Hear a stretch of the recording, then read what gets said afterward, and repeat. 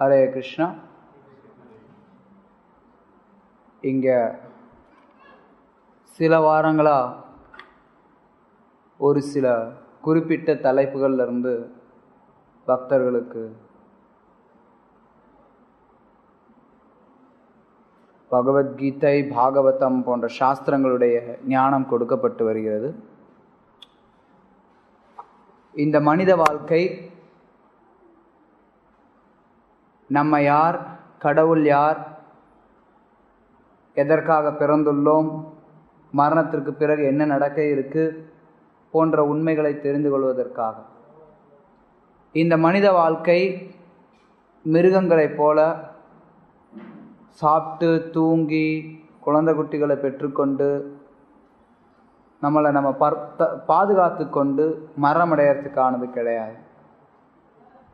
மனித வாழ்க்கை நாம் யார் அப்படிங்கிறத புரிந்து கொள்வதற்கானது. புரிந்து கொள்வதற்கு பொதுவாக எந்த ஒரு அறிவை புரிந்து கொள்ளணும் அப்படின்னாலும் அதற்கு 3 விதமான வழிமுறைகள் இருக்கின்றன. பிரத்யக்ஷ, அனுமான, சப்தா. பிரத்யக்ஷ அப்படின்னா நம்மளுடைய புலன்களை கொண்டு அறிதல். புலன்களை கொண்டு அறியக்கூடிய அறிவின் மூலமாக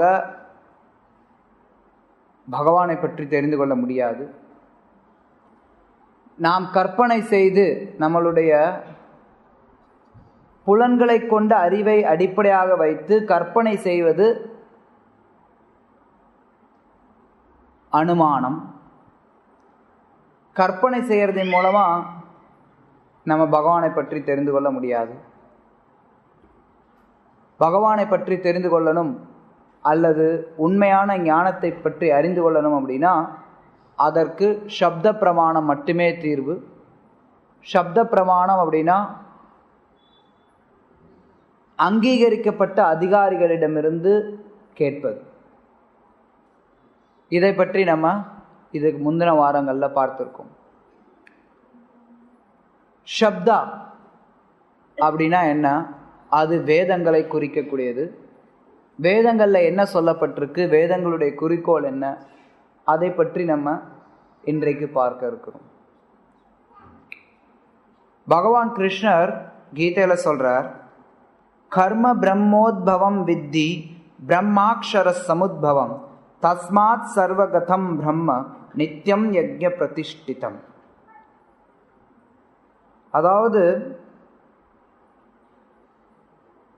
நம்மளுடைய கடமைகள், கர்மா, ஒவ்வொருத்தர் என்ன செயல்கள் செய்யணும் அப்படிங்கிறது வேதங்களில் கொடுக்கப்பட்டிருக்கு. வேதமானது நேரடியாக முழுமுதற் கடவுளிடமிருந்து தோன்றக்கூடியது. அதனால எதெல்லாம் உயர்ந்தது இருக்கோ அது எல்லாமே வேதங்களில் கொடுக்கப்பட்டிருக்கு. இது கிருஷ்ணர் கீதையில சொல்றார். வேதங்களானது சாக்ஷாத் முழுமுதற் கடவுள் கிருஷ்ணர் ஸ்வயம், அவரிடமிருந்து வரக்கூடியது வேதங்கள். வேதம் அப்படின்னா அறிவு அப்படின்னு பொருள். வேதம் அப்படின்னா ஏதோ சமஸ்கிருதத்தில் இருக்கக்கூடிய ஒன்று, யாருக்கும் புரியாதது, யாருக்கும் தெரியாதது, அதுதான் வேதம் அப்படிங்கிறது கிடையாது. வேதம் அப்படின்னா அறிவு. அதனால எதெல்லாம் அறிவு இருக்கோ அதெல்லாம் வேதம்னு சொல்ல முடியுமா? ஒரு விதத்துல சொல்லலாம். ஆனா இன்னொரு விதத்துல பார்த்தோம் அப்படின்னா வேதத்திற்கு புறம்பா எந்த அறிவும் இருக்க முடியாது.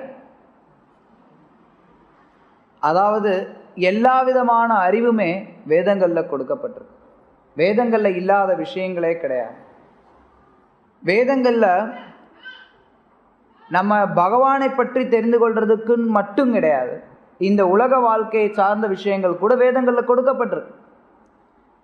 வேதங்கள் ஒரு கற்பக மரத்தை போன்றது. நமக்கு என்ன கேட்குறோமோ அது கிடைக்கும். வேதங்களை வச்சு ஒருத்தர் அரசியல் கற்றுக்கொள்ளலாம், ஒருத்தர் எப்படி புலன் இன்பத்தை சுகமாக அனுபவிக்கலாம்ங்கிறத கூட கற்றுக்கொள்ளலாம், ஒருத்தர் எப்படி வியாபாரம் செய்யறதுன்னு கற்றுக்கொள்ளலாம், போர்க்களை எப்படி செய்யறதுன்னு கற்றுக்கொள்ளலாம், மருத்துவத்தை பற்றி கற்றுக்கொள்ளலாம், எதை பற்றி வேண்டுமானாலும் கற்றுக்கொள்ளலாம். அதனால வேதம் அப்படின்னா அறிவு. அங்கீகரிக்கப்பட்ட வேதத்துக்கு புறம்பா எந்த ஒரு விஷயமே அறிவு இருக்க முடியாது. அது எல்லாமே அறியாமை தான். வேதத்திற்கு புறம்பாக அறிவு அப்படின்னு ஏதாவது இருந்தால் கூட அதுவும் உண்மையில் அறியாமை தான். பவிஷ்ய புராணத்தில் சொல்லப்படுது, வேதங்கள் அப்படிங்கிறது பொதுவாக நம்ம அறியக்கூடியது ரிக், யஜுர், சாம, அதர்வண இந்த 4 வேதங்கள். அந்த வேதங்களை சார்ந்த உபனிஷத்துகள், வேதாந்த சூத்திரம், புராணங்கள், இதிகாசம், இது எல்லாம் இணைந்து வேதங்கள்னு சொல்லப்படுது. வேதங்கள் பொதுவாக பார்த்தோம்னா, சரி இதெல்லாம் வேதம், இந்த வேதத்தில் என்னதாங்க சொல்கிறாங்க, என்ன இருக்குது வேதத்தில்? வேதங்களில் 3 பிரிவாக பொதுவாக பிரிக்கிறாங்க. கர்ம காண்டா, ஞான காண்டா, உபாசன காண்டா. கர்ம காண்டா அப்படின்னா ஒருத்தவங்க இந்த உலகத்தில் மகிழ்ச்சியாக வாழ்கிறதுக்காக இந்த உலக வாழ்க்கையிலேயே கொஞ்சம் கொஞ்சமாக இருந்து அவங்க படிப்படியாக முன்னேறத்துக்கு கொடுக்கப்படக்கூடிய வழிமுறை கர்ம காண்டா. இது ஒருத்தருக்கு பௌதிக வசதிகளை அதிகரித்துக்கிறதுக்கு உதவக்கூடியது. கொஞ்சம் கொஞ்சமாக ஒருத்தன் பணக்காரன் ஆகிறதுக்கு, அந்த மாதிரி மக்கள் நிறைய பேர் அதுக்காக தான் கோயிலுக்கு போகிறாங்க. எதுக்கு மக்கள் கோயிலுக்கு போகிறாங்க? எனக்கு பைசா வேணும், எனக்கு கார் வேணும், இது மாதிரி ஏதோ அவங்கவுங்க ஆசைகளோட வேதங்களை பின்பற்றுறாங்க. இது கர்ம காண்டா. அதுக்கடுத்து ஞான காண்டா.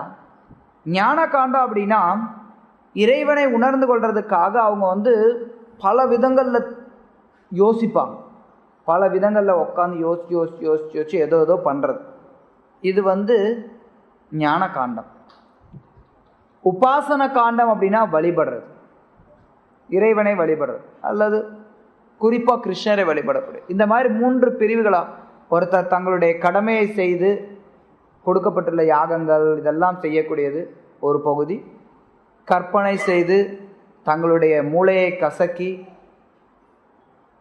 பரம்பொருளை உணரலாமல் அறியக்கூடியது இன்னொரு பகுதி.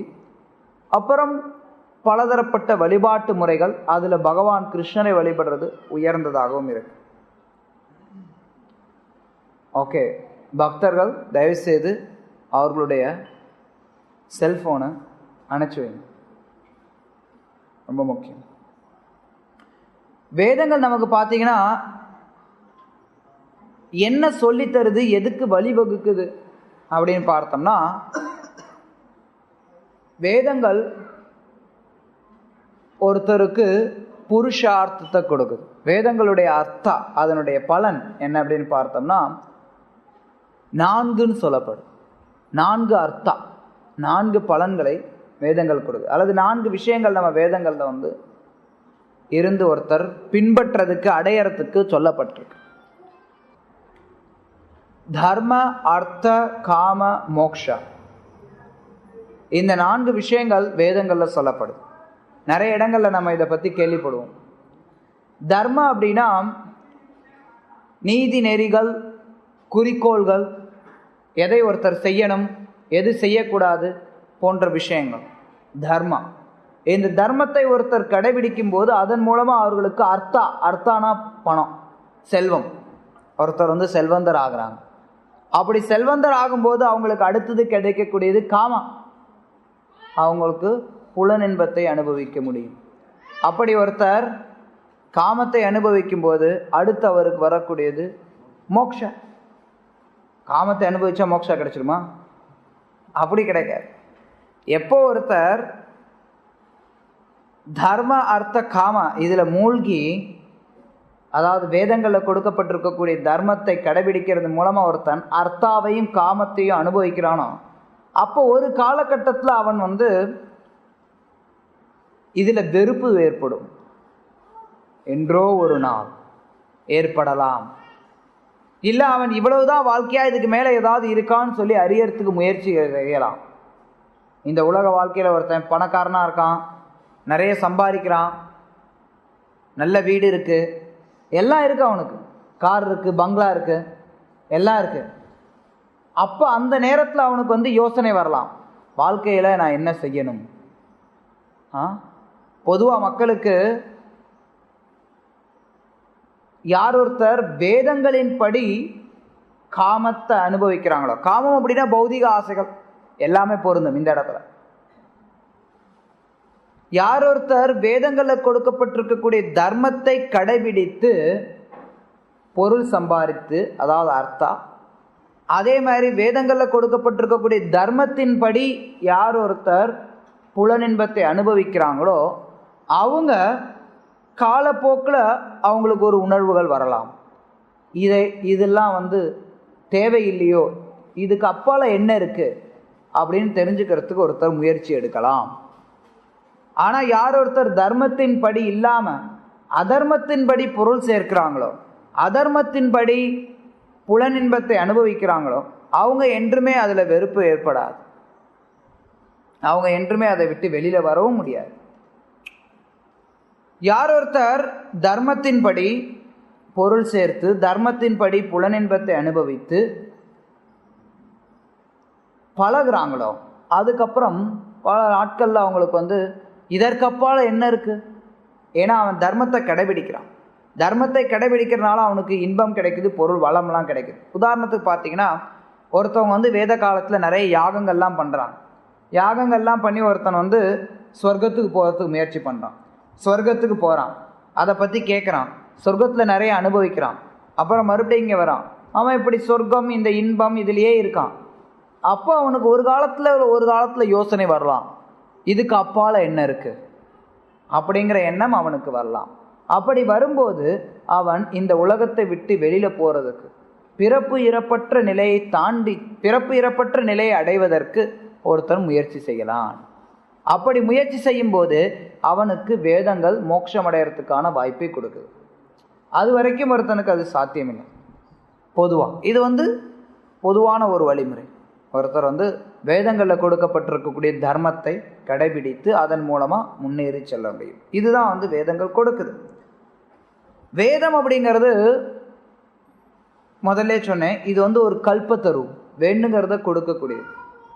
இதனுடைய கிளைகள் பார்த்தீங்க அப்படின்னா இதில் இந்த 3 கிளைகள், கர்மகாண்டா, ஞான காண்டா, உபாசன காண்டா.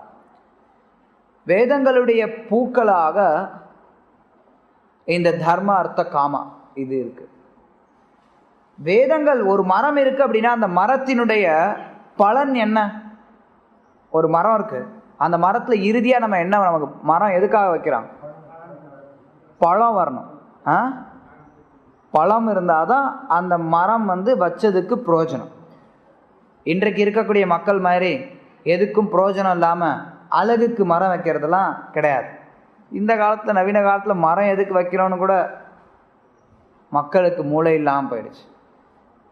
சாஸ்திரம் பிரகாரம் பார்த்தீங்கன்னா மரம் எதுக்காக வைக்கிறாங்கன்னா பழம் வரணும். எந்த மரமானது பழம் கொடுக்கின்றதோ அந்த மரம் உயர்ந்த மரம். அது இல்லாத பட்சத்தில் பூவாவது கொடுக்கணும் அந்த மரம். அதுவும் இல்லாத பட்சத்தில் நிழலாவது கொடுக்கணும். இல்லை விறகுக்காவது உபயோகமாகணும். எதுக்குமே உபயோகமாகாமல் சும்மா அலங்காரத்துக்கு இன்றைக்கெலாம் நிறைய மரம் வளர்க்குறாங்க. விறகு கூட அதை உபயோகப்படுத்த முடியாது, அதில் நிழலும் கிடைக்காது. அப்புறம் எங்கேருந்து பூ பழமெல்லாம் அதில் எதிர்பார்க்கிறது? எப்படி பார்த்தாலும் ஒரு மரம் இருக்குது அப்படின்னா அதனுடைய பழம், அந்த பழம் எப்போ சுவையாக இருக்கும்னா எப்போ அது நல்லா கனிந்து இருக்கோ அப்போ அந்த பழமானது சுவையாக இருக்கும். அப்படி வேதம் அப்படிங்கிற மரத்தினுடைய கனிந்த பழம்தான் ஸ்ரீமத் பாகவதம். வேதங்கள் ரொம்ப அதிகம், நிறைய இருக்குது. வேதங்கள் நிறைய படிக்கிறது இருக்குது. அவ்வளோத்தையும் யாராலையும் படித்து தெரிஞ்சுக்க முடியாது. அதுவும் குறிப்பாக இப்போ இருக்கக்கூடிய கலிகாலத்தில் எல்லோருக்கும் பார்த்தோம்னா பலவிதமான கஷ்டங்கள் இருக்கு. அவன் அன்றாட வாழ்க்கையை ஓட்டுறதே கஷ்டமாக இருக்குது. நம்ம சொல்கிறோம், எப்போ வேத ஞானத்தினுடைய சாரம் ஸ்ரீமத் பாகவதம், இந்த ஸ்ரீமத் பாகவதத்தை படிங்க, அதை புரிஞ்சுக்கோங்க, அதன்படி நடங்கன்னு சொல்கிறோம். அதுவே நிறைய பேர் கஷ்டப்படுறாங்க. சரி படிக்கிறேன்னு ஒரு சிலர் வருவாங்க. பாகவதம் நான் படிக்கிறேன் சுவாமி. சரி படிங்க. எவ்வளோங்க இருக்குது? எவ்வளோ பெருசுங்க பாகவதம்? ஒன்றும் இல்லைங்க, இவ்வளோ வருஷம் வருங்க, ஒரு 18 புஸ்தகம் தான் பாகவதம். இவ்வளோ பெரிய புஸ்தகத்தில் ஒரு 18 புஸ்தகம் தான் இருக்குது பாகவதம் அப்படின்னா, ஆஹா 18 புஸ்தகமா? வாழ்க்கையில் நமக்கு அதை ஒருத்தர் தினமும் ஸ்ரீல பிரபுபாதர் சொன்ன மாதிரி தினமும் ஒருத்தர் 1.5 மணி நேரம் 2 மணி நேரம் படித்தாங்க அப்படின்னா கூட அவங்களுக்கு 1 வருஷம் 1.5 வருஷம் ஆகும் ஸ்ரீமத் பாகவதம் ஒரு தடவை படிக்கிறதுக்கு. ஒரு தடவை படித்தா எதுவும் புரிஞ்சிடாது அவ்வளோ ஈஸியாக. அதுவும் ஸ்ரீமத் பாகவதம் போன்ற விஷயங்கள் மீண்டும் மீண்டும் நம்ம படிக்கணும், மீண்டும் மீண்டும் கேட்கணும். ஸ்ரீல பிரபுபாதர் சொல்லியிருக்கார், தினமும் நம்ம வேத சாஸ்திரங்களை படிக்கணும். எப்படி பார்த்தாலும் இந்த ஸ்ரீமத் பாகவதம் மிக மிக முக்கியமானது. இந்த ஸ்ரீமத் பாகவதம் வேதாந்த சூத்திரத்துக்கு வேத வியாசரே கொடுத்த வியாக்கியானம். வேதங்கள் எல்லாவற்றையும் சுருக்கமாக வேதாந்த சூத்திரத்தில் இருக்குது. அது சூத்திரம் சின்ன சின்ன வரிகளாக இருக்கும். அது என்னன்னு யாருக்குமே புரியாது அவ்வளோ எளிமையாக. ஒவ்வொருத்தரும் ஒவ்வொரு விளக்கம் கொடுக்கலாம். அதாதோ பிரம்ம ஜிக்ஞாசா, எனவே பிரம்மனை பற்றி கேள். இது வேதாந்த சூத்திரத்தில் இருக்கக்கூடிய ஒரு சூத்திரம். எனவே அப்படின்னா அதுக்கு நீங்கள் என்ன பொருள் சொல்லுவீங்க? எனவே அப்படின்னா, எனவே பிரம்மனை பற்றி கேள். என்னது அது? எனவே பிரம்மனை பற்றி கேள். அதுக்கு முன்னாடி எது வேணாலும் கொடுக்கலாம் ஒருத்தர், சரியா? பொதுவாக கொடுக்கக்கூடிய விளக்கம் என்னன்னா, பற்பல பிறவிகளை கடந்து இப்போ மனித வாழ்க்கைக்கு வந்திருக்கோம், நீ பிரம்மனை பற்றி கேள் அப்படின்னு விளக்கம் கொடுக்கலாம். இல்லை ஒரு சிலர் என்ன சொல்லலாம், கர்ம காண்டத்தை நீ தாண்டி விட்டாய், இப்போது நீ பிரம்மனை பற்றி கேள்னு சொல்லலாம். வேதாந்த சூத்திரமானது கர்ம காண்டத்தை ஒருத்தர் தாண்டும் போது அணுக வேண்டியது. அதனால ஒருத்தர் என்ன சொல்லலாம், நீ கர்ம காண்டத்தை தாண்டி விட்டாய், இப்போது பிரம்மனை பற்றி கேள்னு சொல்லலாம். இப்படி வேதாந்த சூத்திரத்துக்கு எவ்வளவோ வியாக்கியானம் கொடுக்கலாம். அது ஏன்னா சூத்திர வடிவத்தில் இருக்கு, எப்படி வேணாலும் விளக்கம் கொடுக்கலாம். அதனால ஸ்ரீமத் பாகவதமானது வேதாந்த சூத்திரத்தினுடைய இயற்கையான ஒரு வியாக்கியானம். அதன் மூலமாக நம்ம வேதாந்த சூத்திரத்தை நல்லா தெரிந்து கொள்ளலாம், ஒழுங்காக முறையாக தெரிந்து கொள்ளலாம். இந்த ஸ்ரீமத் பாகவதமானது கிருஷ்ணரை பற்றிய விஷயங்கள் அதில் அடங்கி இருக்கு. அதில் நம்ம தெரிந்து கொள்ளலாம். வேதங்கள் பொதுவாக ஸ்ருதி ஸ்மிருதி அப்படின்னு பிரிக்கப்படுது. ஸ்ருதி அப்படின்னா எதெல்லாம் நம்ம ஸ்ருதி அப்படிங்கிறதுக்கு அர்த்தம் கேட்கப்படுது. எதெல்லாம் கேட்கப்பட்டதோ அது ஸ்ருதி. ஸ்மிருதி அப்படின்னா எதெல்லாம் நினைவு கொள்ளப்பட்டதோ அது ஸ்மிருதி. இந்த ஸ்ருதியும் ஸ்மிருதியும் சேர்ந்து வேத இலக்கியங்கள் ஆகுது. வேதங்கள்ல பார்த்தீங்கன்னா பொதுவாக ரிக் யஜுர் சாம அதர்வன அதனுடைய பகுதிகளான உபனிஷத், வேதாந்த சூத்திரம் இதெல்லாம் ஸ்ருதி. ஸ்ருதிக்கும் ஸ்மிருதிக்கும் ஒன்றும் பெரிய வித்தியாசம் கிடையாது. ஸ்ருதியானது அது அப்படியே தான் இருக்கும் என்றுமே. ஸ்மிருதி அதனுடைய கொள்கைகள் மாறுபடாது. ஸ்ருதியில என்ன சொல்லியிருக்கோ அதே தான் ஸ்மிருதிலையும் இருக்கும். ஆனால் ஸ்மிருதி அப்படிங்கிறது ஒருத்தர் நினைவுபடுத்தி சொல்றது. இப்போ வேத சாஸ்திரங்கள் உபனிஷத்துகள் எடுத்துக்கிட்டிங்கன்னா அதில் இருக்கக்கூடிய வாக்கியங்கள் எப்போவுமே அப்படியே தான் இருக்கும். ஆனால் புராணங்கள், இப்போ மகாபாரதம்லாம் எடுத்துக்கிட்டிங்கன்னா இதெல்லாம் ஸ்மிருதின்னு சொல்லப்படுது. மகாபாரத கதைகள் ஒரு குறிப்பிட்ட காலத்தில் நடந்தது, அதை பற்றிய விளக்கம். ஆனால் அதில் இருக்கக்கூடிய கருத்துக்கள் ஸ்ருதியில் என்ன இருக்கோ அதே விஷயங்கள் தான். இன்னும் சொல்லப்போனால் ஸ்ருதியில் இருக்கக்கூடிய விஷயங்களை ஸ்மிருதியோடு இணையும் போது நம்மளால் அருமையாக புரிந்து கொள்ள முடியும். அதுக்காக தான் ஸ்ருதி ஸ்மிருதி இந்த ரெண்டுமே வேதங்களில் அந்த 2 பிரிவுகளாக வேதங்கள் பிரிக்கப்படுது. வேதங்கள்லேருந்து நம்ம வேதங்களில் எந்த புஸ்தகத்தை எடுத்திங்கனாலும் அதில் 3 விதமான தகவல்கள் நமக்கு இருக்கிறத பார்க்கலாம். அதில் இருக்கக்கூடிய தகவல்கள் அல்லது நம்ம அந்த தகவல்களை வந்து 3 வகையாக பிரிக்கலாம்னு சொல்லலாம். சம்பந்தா, அபிதேயா, பிரயோஜனம். சம்பந்தா அப்படின்னா பகவானுக்கும் நமக்கும் அல்லது எனக்கும் இன்னொருத்தருக்கும் அல்லது பகவானுக்கும் இந்த ஜட உலகத்துக்கும் எனக்கும் இந்த ஜட உலகத்துக்கும் என்ன தொடர்பு, என்ன சம்பந்தம்? 3 பேர் இருக்கும். பகவான் இருக்கார், ஜீவன் இருக்கிறான், இந்த ஜட இயற்கை இருக்கு, இந்த ஜட உலகம் இருக்கு. இந்த 3 பேருக்கும் நடுவில் என்ன சம்பந்தம்? பகவானுக்கும் இயற்கைக்கும் என்ன சம்பந்தம்? பகவானுக்கும் ஜீவனுக்கும் என்ன சம்பந்தம்? இயற்கைக்கும் ஜீவனுக்கும் என்ன சம்பந்தம்? ஜீவனுக்கும் ஜீவனுக்கும் இடையில் என்ன சம்பந்தம்? இது மாதிரி ஒருத்தருக்கு ஒருத்தர் என்ன உறவு அப்படிங்கிறதை பற்றிய அறிவு, அதுதான் சம்பந்த ஞானம் அப்படின்னு சொல்லப்படுது. இது சம்பந்தம். 2 பேர், இந்த 3 விஷயங்களுக்கு நடுவில் இருக்கக்கூடிய உறவு முறையை பற்றி பேசக்கூடியது சம்பந்தம். பெரும்பாலான வேத சாஸ்திரங்கள் நிறைய சம்பந்த ஞானத்தை தான் கொடுக்குது. ஏன்னா இந்த சம்பந்த ஞானம் இருந்தால் தான் ஒருத்தன் அடுத்த நிலைக்கு போக முடியும். அபிதேயா அப்படின்னா வழிமுறைன்னு அர்த்தம். அதுவும் ஒரு பிரிவு. சரி, பகவான் இதெல்லாம் ஒவ்வொன்றுக்கும் நடுவில் இந்த உறவு, அந்த உறவை மூலமாக ஒருத்தன் என்ன தெரிஞ்சுக்கிறான்னா, நான் கிருஷ்ணருக்கு சேவை செய்யணும், நான் கிருஷ்ணருடைய சேவகன். எனக்கும் கிருஷ்ணருக்கும் என்ன உறவு? நான் கிருஷ்ணருடைய சேவகன் அப்படிங்கிறத ஒருத்தன் புரிஞ்சுக்கிறான். அப்போ அபிதேயா அப்படிங்கிறது என்னன்னா, இந்த சேவகன் அப்படிங்கிற அந்த நிலையை வந்து எப்படி அடையிறது, அதற்கான வழிமுறை. பக்தி தொண்டு, இது வந்து ஒரு வழிமுறை அபிதேயா. இதன் மூலமா நம்ம அடையக்கூடிய இலக்கு, அது வந்து பிரயோஜனம் அப்படின்னு சொல்லப்படுது. பிரயோஜனம். சரி, இது உறவு தெரிஞ்சுக்கிறோம், இது வழிமுறை இருக்கு, இது மூலமா எனக்கு என்ன பிரயோஜனம்? பகவானோட லோகத்துக்கு போகலாம், அங்க பிறப்பு இறப்பு இல்லாத ஒரு நிலையை அடைகிறோம். அங்க வந்து நமக்கு எந்த ஒரு துன்பங்களும் கிடையாது. இந்த உலகம் துன்பம் நிறைந்த உலகம். இந்த உலகத்தை விட்டு நம்ம பக்தி தொண்டை பயிற்சி செய்து இறைவனடி சேர்ந்தோம் அப்படின்னா, அப்போ அங்க நமக்கு துன்பங்கள் இல்லாத இடம், அது வைகுண்டம். வைகுண்டம் அப்படின்னா துன்பங்கள் இல்லாத இடம்னு அர்த்தம். நம்ம வைகுண்டத்திற்கு செல்ல இயலும். அதுதான் இந்த சம்பந்த, அபிதேயா, பிரயோஜனம். இந்த 3ம் எந்த சாஸ்திரத்தை வேணாலும் நீங்க எடுக்கலாம்.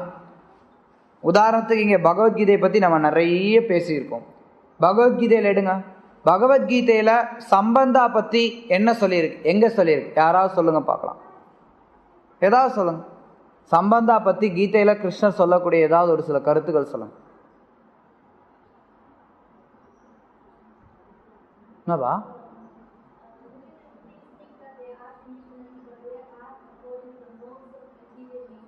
யாம் பிரகிருதே கிரியமானானி குணை கர்மாணி சர்வசக அகங்கார இதியம்மே அகங்கார விமூடாத்மா கர்த்தாகம் இதி மன்யது. இந்த உலகத்தில் இருக்கக்கூடிய செயல்கள் எல்லாம் பிரகிருத்தினால நடக்குது. ஆனால் அகங்காரத்தில் மூடனா இருக்கக்கூடிய ஒருத்தன் தானே கர்த்தான்னு நினச்சிக்கிறான். ஸோ அங்கே வந்து கிருஷ்ணர் ஜட இயற்கைக்கும் ஜீவனுக்கும் நடுவில் இருக்கக்கூடிய ஒரு உறவை பற்றி சொல்கிறார். அப்புறம் பகவத்கீதையில் 95% இந்த உறவை பற்றி தான் பேசுகிறார். சம்பந்த ஞானம் தான் இருக்கு.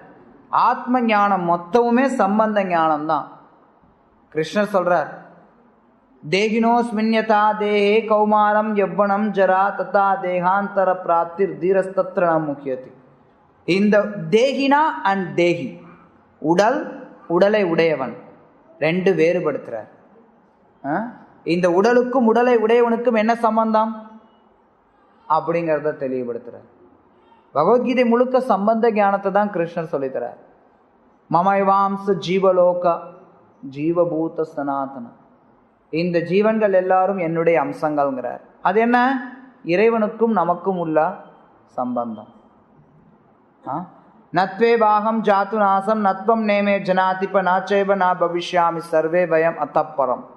நீயோ நானோ இங்குள்ள மன்னர்களோ இல்லாமல் இருந்த காலம் இல்லை, இனி இல்லாமல் இருக்க போவதும் இல்லைங்கிற. அங்க என்ன சொல்றார்? ரெண்டு ஜீவன்கள், எல்லா ஜீவன்களும் தனித்தனி ஜீவன்கள்னு சொல்றார். உங்களுக்கும் எனக்கும் என்ன சம்பந்தம்? ரெண்டு பேருமே ஜீவன்கள் தான், ஆனா ரெண்டு பேரும் தனித்தனி ஜீவன்கள். இது மாதிரி சம்பந்த ஞானம் தான் பகவத்கீதையில நிறைய சொல்லப்படுது. அப்புறம் அபிதேயா பகவத்கீதையில எங்க சொல்லப்படுது? வழிமுறை. மன்மனாபவ மத்பக்தோ மத்யாஜிமாம் நமஸ்குரு. எப்பவும் என்னையே நினைச்சின்று, என்னுடைய பக்தனாக இரு, உன்னுடைய வந்தனங்களை எனக்கு தெரிவிப்பாயாக. இதெல்லாம் கிருஷ்ணர் சொல்லும்போது அது வழிமுறையை அவர் சொல்றார். பக்தியா மாம் அபி ஜானாதி. நிறைய இடங்கள்ல வழிமுறைகளை பற்றி சொல்றார். சர்வ தர்மான் பரித்யஜ்ய மாமேகம் சரணம் வ்ரஜ, தென் அஹம் துவாம் சர்வ பாபேபியோ மோக்ஷயிஷ்யாமி மா சுச்சக. இதுல அபிதேயாவும் இருக்கு, பிரயோஜனாவும் இருக்கு. இந்த சர்வ தர்மான் பரித்யஜ்ய ஸ்லோகத்துல ரெண்டுமே இருக்கு. முதல் லைன்ல கிருஷ்ணன் சொல்றார், சர்வ தர்மான் பரித்யஜ்ய மாமேகம் சரணம் வ்ரஜ, என்கிட்ட நீ சரணடைங்கிற. என்ன நீ சரணடைஞ்சினா உனக்கு என்ன பிரயோஜனம்? அவர் சொல்றார், நான் உன்னுடைய பாவங்கள் எல்லாவற்றையும் போக்கி உனக்கு மோட்சமும் தரேங்கிற. இது பிரயோஜனம். அதே மாதிரி முன்னாடி சொன்ன ஸ்லோகத்திலேயே தான், மன்மனாபவ மத்பக்தோ மத்யாஜிமா நமஸ்குரு மாமே வைஷ்யசி சத்யம் தே பிரதிஜானி பிரியோசிமி. நீ எனக்கு பிரியமானவன் அப்படிங்கிறனால நான் உனக்கு சத்தியம் அளிக்கிறேன். என்ன சத்தியம் அளிக்கிறேன்? நீ என்னை வந்தடைவாய். எத்கத்வான நிவர்த்தந்தே தத்தாம பரமம் மம. எத்கத்வான நிவர்த்தந்தே, எங்கே செல்வதால் திரும்பி வரமாட்டார்களோ அந்த இடத்திற்கு வருவார்கள். இதெல்லாம் கிருஷ்ணர் கீதையில பிரயோஜனா பத்தியும் சொல்ற. ஸோ எந்த சாஸ்திரங்களை எடுத்துக்கிட்டீங்கனாலும் அங்கே இந்த மூன்று விஷயங்கள் இருக்கிறத நம்ம பார்க்கலாம். சம்பந்தா, அபிதேயா, பிரயோஜனம். இதுதான் வேதங்கள்ல இருக்கக்கூடிய மூன்று விஷயங்கள். வேதங்கள் அது எங்க இருந்து வந்துச்சு? நிறைய பேர் கேட்பாங்க, வேதங்கள் எங்க இருந்து வந்தது? வேதங்களை யாருங்க எழுதுனா? இது யாரோ எழுதி வச்சுட்டு போயிட்டாங்க, நீங்க என்ன சொல்லிட்டு இருக்கீங்க? யாரோ எழுதுனதை நீங்க இதை வச்சு பேசிட்டு இருக்கீங்களேம்மா. வேதங்கள் யாரும் எழுதுனது கிடையாது. இன்னும் சொல்ல போனா கிருஷ்ணரும் எழுதுனது கிடையாது. வேதங்கள் நித்தியமானது. எப்படி ஜீவன்கள் நித்தியமானதோ நம்ம எல்லாரும் நித்தியமானவர்கள். நமக்கு ஆரம்பம் இருக்கா? ஜீவனுக்கு ஆரம்பம் கிடையாது. கிருஷ்ணர் சொல்றார், ஜீவன்கள் இல்லாமல் இருந்த காலம் எதுவுமே கிடையாது. நீங்களோ நானோ இந்த உலகத்தில் இருக்கக்கூடிய எந்த ஜீவன்களோ யாருமே இல்லாமல் இருந்த காலம் கிடையாது. ஜீவன்கள் நித்தியமானது. நித்யோ நித்யானாம் சேத்தனஸ் சேத்தனானம். ஜீவன்கள் நித்தியமானது. ஆத்மா அழிவற்றது, ஆதி அந்தமற்றது ஆத்மா. இருந்தாலும் ஆத்மாவானது சில நேரங்கள்ல எல்லாவற்றினுடைய தோற்றுவாய் இறைவன் சொல்லப்படுறார். பகவான் எல்லாவற்றிற்கும் மூலம், ஆதி மூலம். கிருஷ்ணர் சொல்றார் கீதையில, இந்த உலகத்துல என்னவெல்லாம் இருக்கோ, ஆன்மீகம் பௌதிகம் என்று என்னவெல்லாம் இருக்கோ அது எல்லாவற்றுக்கும் நானே மூலம்ங்கிறார். அதனால ஒரு ஜீவன்களுக்கு ஆதி கிடையாது, இருந்தாலும் கிருஷ்ணர் எல்லாவற்றுக்கும் மூலமாக இருக்கிறார். அதை போலவே வேதங்களுக்கும் ஆதி கிடையாது. வேதங்கள் நித்தியமானது. சில நேரங்களில் வேதங்கள் என்ன சொல்லப்படுது? வேதங்கள் பகவானுடைய மூச்சு அப்படின்னு சொல்லப்படுது. பகவானுடைய மூச்சு அப்படின்னா என்ன? பகவான்கிட்ட வரக்கூடியது. ஆனா மூச்சு அப்படிங்கிறது, மூச்சு இல்லாம எப்பயாவது யாராவது மனுஷங்க இருந்திருக்காங்களா? நம்மளுடைய பார்வையில பார்க்கலாமே. மூச்சு அப்படிங்கிறது ஒரு மனிதனோட என்றுமே இருக்கக்கூடியது. மூச்சுக்கு ஆரம்பம் இருக்கா? இப்ப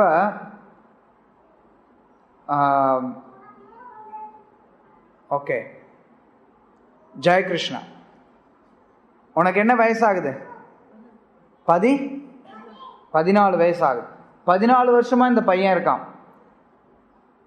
இந்த பையனோட மூச்சு எப்போ ஆரம்பமாச்சு? அவன் எப்பெல்லாம் இருக்கானோ அப்ப அந்த மூச்சும் இருக்கு. சரியா? அதாவது பையன் கொஞ்சம் வருஷம் 10 வருஷம் இருந்தான், பையனுக்கு 14 வயசு, அவனோட மூச்சு 5 வயசுலேருந்து வருது அப்படின்னு நம்ம சொல்ல முடியுமா?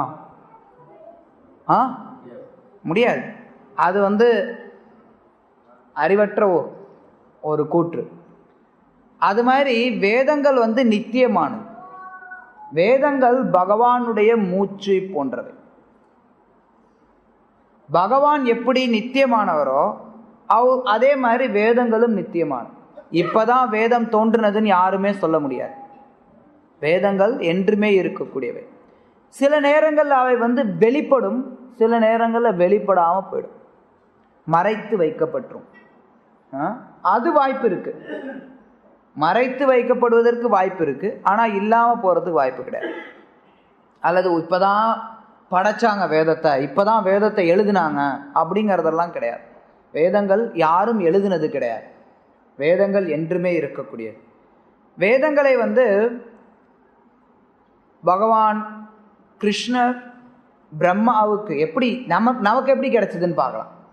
வேதங்கள் என்றுமே இருக்கு, ஆனா நமக்கு எப்படி கிடைச்சது அப்படின்னா, பிரம்மாவோட இதயத்துல சொல்லி பிரம்மா அதன் பிறகு அதை உணர்ந்து அவர் வெளிப்படுத்தி அதன் பிறகு அவருடைய சீடர்களுக்கு கொடுத்து பல்வேறு சீடர்கள் மூலமா இந்த வேதங்களானது பெறப்பட்டது. அந்த வேதங்களை வியாசதேவர் கலியுகத்தினுடைய மக்களுக்காக எழுத்து வடிவில் கொடுத்தார். வேதங்கள் எழுத்து வடிவில் கிடையாது. இதற்கு முன் 5000 வருஷத்துக்கு முன்னாடி கிடையாது. வேதங்கள் எழுத்து வடிவத்தில் கிடையாது. அப்பெல்லாம் மக்கள் ரொம்ப புத்திசாலிகள். ஒரு தடவை கேட்டாங்கன்னா மனசுல நிறுத்திப்பாங்க. இப்பெல்லாம் நம்ம 10 தடவை கேட்டா கூட அடுத்த நாள் மறந்துடுறாங்க. மந்தா சுமந்த மதையோ மந்த பாக்யோகி உபதிருத்தம். கலியுகத்தினுடைய மக்களுடைய அறிகுறி இது. கலியுகத்துல எல்லாரும் மந்தமான புத்தியுடையவர்களா இருப்பாங்க. அவங்களுடைய பாக்கியமும் கிடையாது, அவங்களுக்கு அதிர்ஷ்டசாலிகளும் கிடையாது. எப்ப பார்த்தாலும் மனசுல ஏதாவது பிரச்சனைகளோட தான் இருப்பாங்க. அவங்களுடைய ஆயுளும் பார்த்தோம்னா ரொம்ப குறைவு கலியுகத்துல. முன்னாடி இருக்கவங்களாம் ரொம்ப கேட்டாங்கன்னா உடனே புரிஞ்சுப்பாங்க.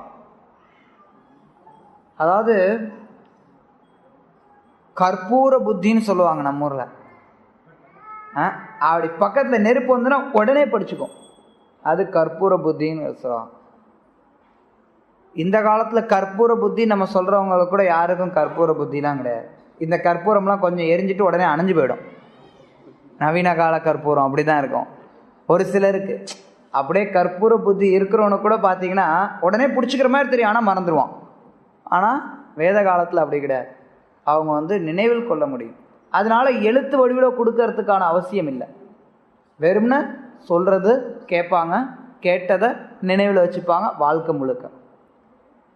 ஆனால் கலியுகத்தில் அப்படி இருக்க மாட்டாங்கன்னு தெரிஞ்சதுனால வியாசதேவர் எல்லாவற்றையும் எழுதுறார்.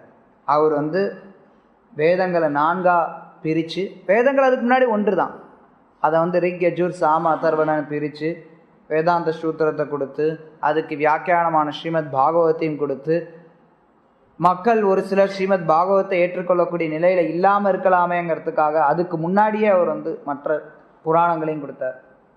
அவர் நிறைய புராணம்லாம் எழுதினார். புராணங்கள் கொடுத்தார், வேதங்கள் கொடுத்தார், உபனிஷத்து கொடுத்தார். அவருக்கான ஒரு திருப்தி இல்லை. அப்போ அவருக்கு நாரதர் சொன்னார், அவருடைய குரு, வியாசருடைய குரு நாரதர். அவர் சொன்னார், நீ பகவானுடைய லீலைகளை பிரத்யேகமாக கொடுக்கல அப்படின்னு சொல்லி அவர் ஸ்ரீமத் பாகவதத்தை எழுத வைத்தார். அப்படி வந்தது ஸ்ரீமத் பாகவதம். அதனால இந்த வேதங்கள் அப்படிங்கிறது இன்றைக்கு நேற்று தோன்றினது கிடையாது. சில பேர் அதை புரிஞ்சுக்கிறது கஷ்டம். அதுக்காக தான் நான் உதாரணம் கொடுத்தேன். இந்த பையன் 14 வருஷம் இருக்கான்னா அவனோட மூச்சு 14 வருஷமா இருக்கு. பகவான் நித்தியமானவராக இருக்கிறார்னா வேதங்களும் நித்தியமாகவே இருக்கு. இருந்தாலும் வேதங்கள் பகவான்கிட்ட வருதுன்னு சில நேரங்களில் சொல்லப்படுறது. மூச்சு யாற்றிருந்து வருது, அவன்கிட்ட தான் வருது, பையன்கிட்ட தான் வருது. அது மாதிரி இந்த வேதங்கள் மனித சமுதாயத்திற்கு ஒரு மேனுவல் மாதிரி சொல்கிறாங்க. நம்ம போய் மிக்சி கிரைண்டரு இல்லை பொதுவாக எலக்ட்ரானிக் பொருள்லாம் வாங்கினோம்னா அதோட சேர்ந்து ஒரு மேனுவல் கொடுப்பாங்க. அது எதுக்கு? அது எப்படி உபயோகிக்கிறது, என்னெல்லாம் அதில் வந்து கவனமாக இருக்கணும், எப்படி இதை வந்து பக்குவமாக பராமரிக்கிறது, இதெல்லாம் அதில் கொடுத்துருப்பான். அது மாதிரி இந்த உலகத்தோடு இந்த ஜீவன்களோடு எப்போவுமே இந்த ஒரு மேனுவல் மாதிரி இந்த வேதங்கள் நமக்கு கொடுக்கப்பட்டிருக்கு. சரி, இப்போ வந்து வேதங்கள் இதெல்லாம் சொல்கிறீங்க, இதை எப்படிங்க நான் நம்புறது?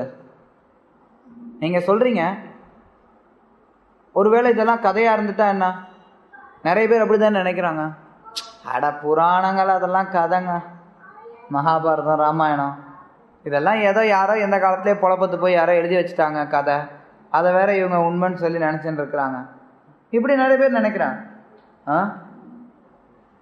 ஒரு சிலர் நல்ல அறிவாளிகள் மாதிரி இருப்பாங்க, அவங்க கூட இந்த மாதிரி நினைப்பாங்க. வேதங்களை அட ராமாயணம் யாரு கண்டா இதெல்லாம் நடந்துச்சுன்னு, எப்படிங்க இதெல்லாம் நம்புறது அப்படின்னு நினைப்பாங்க.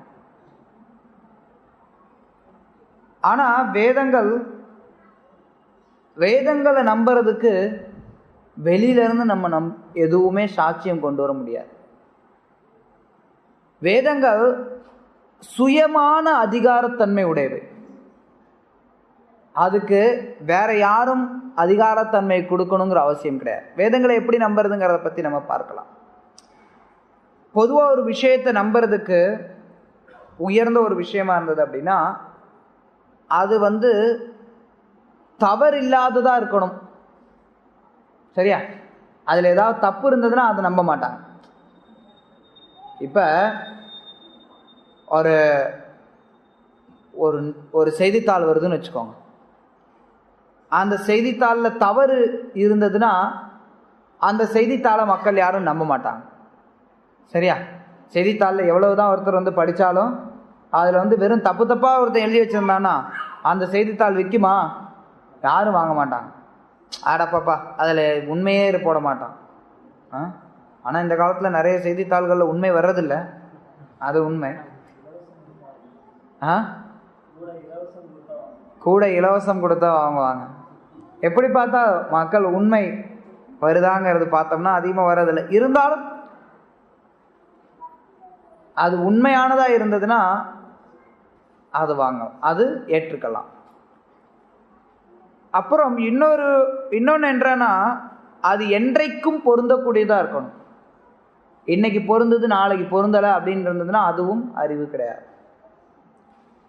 அதனால வேதங்கள் இந்த ரெண்டையுமே பொருந்தக்கூடியதாக இருக்கு. இந்த ரெண்டுத்துக்கும், அதாவது எந்த காலத்துக்கும் பொருந்தக்கூடியதாக இருக்கு. பகவான் கிருஷ்ணர் 5000 வருஷத்துக்கு முன்னாடி சொன்ன விஷயங்கள் இன்றைக்கும் அதே தான்.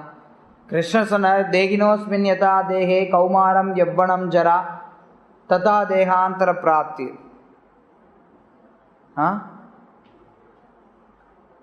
ஒரு ஜீவன் தேகி, உடலை உடையவன், தேகினோ தேகி, உடலை உடையவன் உடலில் இருக்கும்போது குழந்தை பருவம், இளமை, முதுமை போன்ற பருவங்களை கடந்து செல்கிறான். அதுபோலவே மரணத்தின் போது வேறு உடலை அவன் ஏற்றுக்கொள்கிறான்ங்கிறார். இது 100 வருஷத்துக்கு முன்னாடி இதே தான். குழந்தையா இருக்கான், இளைஞனாகிறான், முதியவனாகிறான், செத்து போகிறான். சரியா?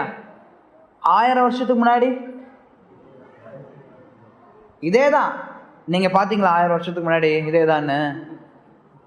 நான் சொல்லலாம், இல்லை 1000 வருஷத்துக்கு முன்னாடி அப்படி கிடையாது. 1000 வருஷத்துக்கு முன்னாடி குழந்தையா இருப்பான், கிழவனாவான், அப்புறம் இளைஞனாவான், செத்து போயிடுவான். இப்படி யாராவது சொல்றதுண்டா? இந்த ஞானம் மாறுமா? மாறாது. இது என்றும் இருக்கக்கூடிய. 5000 வருஷத்துக்கு முன்னாடி, 1,00,000 வருஷத்துக்கு முன்னாடி, சரி, பின்னாடி இன்னும் 100 வருஷம் கழிச்சு, இன்னும் 1000 வருஷம் கழிச்சு, 10,000 வருஷம் கழிச்சு, எப்பவுமே இது அப்படியே தான் இருக்கும். வேதங்கள்ல இருக்கக்கூடிய ஞானம் மாறாது. அதே மாதிரி இதுல எதுவுமே மக்களால் நம்பத்தகாததுன்னு எதுவும் கிடையாது. இதில் இருக்கக்கூடியது எல்லாமே உண்மையான வஸ்துக்கள். இதில் இருக்கக்கூடிய பொருள்கள் தவறுகள் கிடையாது. வேதங்கள்ல இந்த உலகத்தை எதை தொட்டாலும் அதில் ஏதாவது தவறு இருக்கும். எவ்வளோதான் பெரிய பெரிய விஞ்ஞானிகள்லாம் பார்த்தீங்கன்னா கண்டுபிடிக்கிறோமா, ஆனால் கண்டுபிடிக்கிறேன்னு சொல்கிறது எல்லாமே தப்பு தான். இன்னைக்கு ஒருத்தன் ஏதாவது ஒன்றை சரின்னு நினைப்பான், அது நாளைக்கு இன்னொரு விஞ்ஞானி வந்து அவர் சொன்னது தப்பு, இதுதான் சரின்னு அவன் என்னன்னு சொல்லுவான். அடுத்த நாள் இன்னொரு விஞ்ஞானி வந்து இல்லை அவர் சொன்னதெல்லாம் தப்பு, நான் சொல்கிறது தான் சரிம்மா. இப்படி போயிட்டே இருக்கும். அப்போ இந்த விஞ்ஞானிகள் வந்து வேதங்கள்லாம் கதைன்னு சொல்கிறதுக்கு அவங்களுக்கு என்ன அருகதை இருக்கு? ஒருத்தன் ஒரு விஷயத்த இது தவறுன்னு சொல்கிறான்னா சரி என்னன்னு சொல்ல தெரியணும். சரி என்னன்னு சொல்ல தெரியாது இந்த விஞ்ஞானிகளுக்கு. உலகம் எப்படி தோன்றினதுன்னு சொல்லி வேதங்கள் நமக்கு விளக்கங்கள் கொடுக்குது. உதாரணத்துக்கு எடுத்துக்கோம், ஜீவன் எப்படி தோன்றினதுங்கிறதுக்கு விளக்கம்லாம் கொடுக்குது. உயிர் எப்படி வருது? இந்த விஞ்ஞானிகள் சொல்கிறாங்க இல்லை வேதத்தில் சொல்கிறதெல்லாம் கதை, உயிரானது ஜட பொருள்ல இருந்து வருதுங்கிறான். உயிர் வந்து பல ரசாயன பொருள்கள்லாம் சேரும்போது அதிலிருந்து உயிர் தோன்றுது. அந்த உயிர் வந்து முன்னாடி சின்ன பூச்சியாக இருந்தது, இல்லை பாக்டீரியாவாக இருந்தது. பாக்டீரியாவாக இருந்து அப்புறம் பூச்சி ஆச்சு, அப்புறம் இதாச்சு அதாச்சு, அப்புறம் குரங்காச்சு, குரங்குலேருந்து மனுஷன் வந்தாங்கிறான். இதுதான் நமக்கு பள்ளிக்கூடத்துலலாம் முட்டாள்கள் சொல்லித்தர்றது. முட்டாள் விஞ்ஞானிகள் முட்டாள்தனத்தோட எந்த ஒரு நிரூபணமும் இல்லாமல், யாராவது பார்த்துருக்கீங்களா குரங்கு மனுஷனானதை? சொல்லுங்க. சரி, குரங்குலேருந்து மனுஷன் வந்திருந்தா இன்னும் ஏன் குரங்கு இருக்கு? இன்னும் ஏன் அது குரங்குக்கு கீழே இருக்கிறதெல்லாம் இருக்கு, ஆடு மாடு எவ்வளோ உயிரினங்கள் இருக்கு, எப்படி இருக்கு? ஆனால் மக்களுக்கு மூளை இல்லை. இந்த விஞ்ஞானிகள் இன்னைக்கு ஒன்று சொல்லுவான், நேற்று ஒன்று சொல்லியிருப்பான், நாளைக்கு வேற ஒன்று சொல்லுவான். நிரூபணம் இல்லாது. நம்மளுடைய ஆச்சாரியர் ஸ்ரீல பிரபுபாதர் சொல்லுவார், நீ வந்து ரசாயனத்திலிருந்து உயிர் வந்ததுன்னு சொல்ற, எனக்கு ஒரு கொசுவை தயாரித்து காட்டு பார்க்கலாம். ஒரு கொசுவை தயாரிக்க முடியுமா? முடியாது. உன்னோட லெபார்டரியில் போய் ஒரு கொசுவை தயாரித்து காட்டு.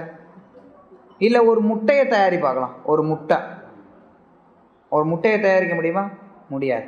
ஸ்ரீல பிரபுபாதர் சொல்லுவார், ஒரு கோழி இருக்குதே, அந்த கோழி வந்து விஞ்ஞானியோட மிகச்சிறந்த விஞ்ஞானி. விஞ்ஞானிகள் ஒரு கோழியை காட்டிலும் கீழ்நிலையில் இருக்காங்க. ஏன்னா இந்த கோழியால் ஒரு உயிரை உற்பத்தி பண்ண முடியும், இந்த விஞ்ஞானிகளால் ஒரு உயிரை உற்பத்தி பண்ண முடியாது. இப்படி விஞ்ஞானத்தின் மூலமாக அந்த விஞ்ஞானத்தில் நிறைய பிரச்சனைகளும் இருக்குது. ஒவ்வொருத்தரும் ஒவ்வொன்று சொல்கிறாங்க. உயிர் எப்படி தோன்றுனது அப்படிங்கிறதுக்கு கிட்டத்தட்ட 4000 கொள்கைகள் இருக்கு. உயிர் எப்படி தோன்றுனது அப்படிங்கிறதுக்கு ஒவ்வொரு விஞ்ஞானியும் ஒன்னொன்னு சொல்றான். அது மாதிரி 4000த்துக்கு மேல இருக்கு. சாஸ்திரம் ஒன்னே ஒன்று தான் சொல்லுது, தெளிவா சொல்லுது. எதை எடுத்துக்கிறது? நீ எந்த விஞ்ஞானியை நம்ப போற அது நம்ம கையில் இருக்கு. எந்த விஞ்ஞானியை நம்புறோம் அப்படிங்கிறது நம்ம பொறுப்புல இருக்கு. ஆனால் சாஸ்திரம் என்னைக்கும் ஒரே விஷயத்தை தான் சொல்லுது. இன்னைக்கு ஒன்று சொல்லி நாளைக்கு ஒன்று மாற்றுறது கிடையாது. அது கிடையாது சாஸ்திரம். அதனால நம்ம சாஸ்திரத்தை நம்புறதுனால நம்ம வந்து பாதுகாப்பாக இருக்க முடியும். இந்த வேதங்கள்லேயும் ஒரு சில பிரச்சனை இருக்கு. சாஸ்திரத்தையும் நம்ம ஒழுங்காக பெற வேண்டும். இப்போ ஒரு மருந்து கடை இருக்கு. மருந்து கடையில் என்ன இருக்கும்? மருந்து இருக்கும். எனக்கு வியாதி இருக்கு, நான் மருந்து கடைக்கு போறேன். இப்படி பார்க்குறேன், சுற்றி முற்றி பார்க்குறேன். இங்கி பிங்கி பாங்கி சரி, எனக்கு வந்து அந்த சிகப்பு கலர் டப்பா கொடுங்க, அதில் இருக்க மருந்து கொடுங்க அப்படின்னு நான் வாங்க முடியுமா? முடியாது. ஏன்? வியாதிக்கு என்ன மருந்தோ அதுதான் வாங்க முடியும். அது மாதிரி நம்மளுடைய வியாதிக்கு என்ன மருந்தோ அதைத்தான் நம்ம வாங்க முடியும். அந்த மருந்து தான் நம்ம சாப்பிட முடியும். அதுக்கு நமக்கு யார் தேவை? ஒரு மருத்துவர் வேண்டும். ஒரு மருத்துவர் இருந்தாதான் என் வியாதிக்கு என்ன மருந்துன்னு எனக்கு தெரியும். அந்த மருந்தை நான் வாங்கிட்டு வருவேன். அது மாதிரி வேதங்களை அணுகிறதுக்கும் ஒரு குரு அவசியம் தேவைப்படுது. குரு இல்லாம வேதங்களை அணுக முடியாது. குரு அப்படிங்கிறவர் முறையான பரம்பரை மூலமா வரக்கூடியவராக இருக்கும். ஏதோ குரு அப்படின்னா யார் வேணாலும் குருவாக முடியாது. யார் முறையான பரம்பரையில விஷயங்களை முறைப்படி உள்ளபடி கேட்டு புரிந்து கொண்டார்களோ அவர்கள் குருவாகும் தகுதியுடையவர்கள். அவர்கள் யார் ஒருத்தர் வேத சாஸ்திரங்களை முறையாக கற்றிருக்காங்களோ அவர்கள் குருவாகக்கூடிய தகுதியுடையவர்கள். பத்ம புராணத்துல 4 வகையான சம்பிரதாயங்கள் கொடுக்கப்பட்டிருக்கு. சம்பிரதாயம் அப்படின்னா குரு சீட பரம்பரை. குரு இருக்கார், அவர் சீடர்களுக்கு சொல்லித்தரார். அந்த சீடர்கள்ல ஒரு சிலர் குரு ஆகுறாங்க, அவங்க சீடர்களுக்கு சொல்லித்தராங்க. அதுல இருந்து அப்படியே பரம்பரையா வரக்கூடியதுதான் குரு சீட பரம்பரை சம்பிரதாயம். 4 சம்பிரதாயங்கள் இருக்கு. பிரம்மதேவர் மூலமாக நாரதர் வழியாக ஞானத்தை கிருஷ்ணர் பிரம்மாவுக்கு சொல்றார், பிரம்மா நாரதருக்கு சொல்றார், நாரதர் வியாசருக்கு சொல்றார், வியாசர் மத்வாச்சாரியருக்கு சொல்றார். இப்படியே பரம்பரையா வரக்கூடியது ஒரு சம்பிரதாயம். இது பிரம்ம மத்வ சம்பிரதாயம். இந்த சம்பிரதாயத்தை சேர்ந்ததுதான் இஸ்கான், அகில உலக கிருஷ்ண பக்தி இயக்கம். இந்த சம்பிரதாயத்தினுடைய ஒரு கிளை கௌடியா, பிரம்ம மத்வ கௌடிய கிளை. இதை சார்ந்ததுதான் இஸ்கான். அதனால ஸ்ரீல பிரபுபாதர் என்ன நமக்கு கொடுத்திருக்காரோ, அவருடைய புஸ்தகங்கள்ல நம்ம என்ன பார்க்குறோமோ அது பரம்பரை மூலமா பெறப்பட்ட வேத அறிவு. ஏதோ பிரபுபாதர் அவர் என்ன நினைச்சாரோ அதை சொல்லிட்டு போகல. இன்னைக்கெல்லாம் நினைக்கிறவங்களாம், இன்னைக்கு இருக்கிறவங்களாம் அப்படிதான் சொல்றாங்க. எனக்கு என்ன நினைச்சனோ நான் அதை எழுதினேன், நீ என்ன நினைக்கிறியோ அதை நீ பின்பற்றிக்கோ. இதெல்லாம் மக்களை ஏமாற்றக்கூடியவர். ஏமாத்துறதுக்கு நிறைய பேர் இருக்கிறாங்க. மக்கள் ஆனால் நம்ம விழிப்போடு இருக்கணும்.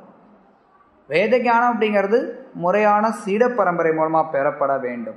இது மத்வ சம்பிரதாயம். அப்புறம் லக்ஷ்மி மூலமாக வரக்கூடியது, லக்ஷ்மி மூலமாக ராமானுஜாச்சாரியர் மூலமாக வரக்கூடியது ஸ்ரீ சம்பிரதாயம். குமாரர்கள் மூலமாக நிம்பர்கர் மூலமாக வரக்கூடியது குமார சம்பிரதாயம், அல்லது இன்றைக்கு வல்லப சம்பிரதாயம்னு அறியப்படுது குஜராத் பகுதிகளில். அப்புறம் சிவபெருமான் மூலமாக விஷ்ணு சுவாமி அப்படிங்கிற ஒரு ஆச்சாரியர் மூலமாக வரக்கூடியது ருத்ர சம்பிரதாயம். இந்த 4 சம்பிரதாயம் இருக்கு.